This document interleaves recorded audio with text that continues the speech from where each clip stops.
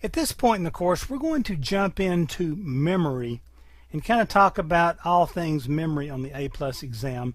And I'll start off in this video by just giving you some of the basics about memory, and then we'll kind of dig into these and kind of break out more and more little sections, and probably do 8 or 9 videos here about memory to kind of get you ready for the questions you'll see on the exam. Now, first of all, understand there are 2 types of memory that you're going to find used in computers and in technology today. The first one is ROM, R-O-M, that is read-only memory. The second is RAM, random access memory. Now, read-only memory is what we use for CMOS and various kind of hardwired firmware functionality. And anytime you hear the word firmware, you're talking about read-only memory. Now, when you're talking about software, you're talking about stuff that gets written into random access memory. Okay. Now, read-only memory, or ROM, cannot be written to. It's written to at the factory, or it can't be written to very easily. You have to have special software and so forth. The data is loaded by the manufacturer into the memory device. You can only read from it in normal operations, and you'll hear of something out there called EEPROM. Notice EEPROM, read-only memory. This is erasable read-only memory. The manufacturer can write it, and then you'll have to have some sort of specialized device that uses ultraviolet light to erase that thing and to rewrite it. EEPROM, electrically erasable ROM.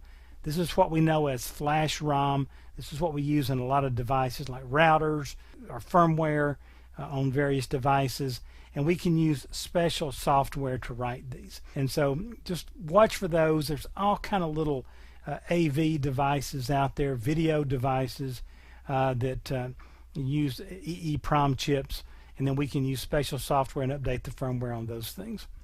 Now, random access memory. Anytime you hear the word memory, how much memory do you have in your computer? My computer has, 16 gigabytes of memory. We're talking about random access memory generally. If somebody doesn't specify ROM or EEPROM or any of that stuff, they're talking usually about random access memory. Now, this is a place where we can write information for later retrieval, and random access memory is all electronic. There's no moving parts. It's very fast. It's much, much faster than disk drives. And this is the computer's primary working memory. Things that it needs, it loads into memory, and then it can access it very quickly. Now, RAM, make sure you remember this for the exam, is volatile. Stuff in RAM can be lost.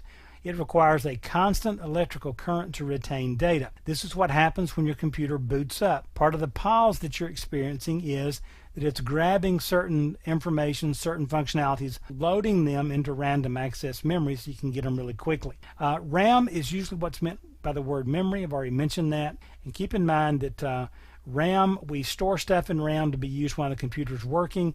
And then when we shut the computer down on a graceful shutdown, we take the information to RAM, write it back out to the hard disk, and it can live out there on the disk as electrical charges. Now, that's pretty much the basics. Make sure that you've got all that down about ROM, read-only memory, random access memory, RAM, and just understand that RAM is volatile. Once you lose power to it, turn the computer off or whatever is in RAM was gone.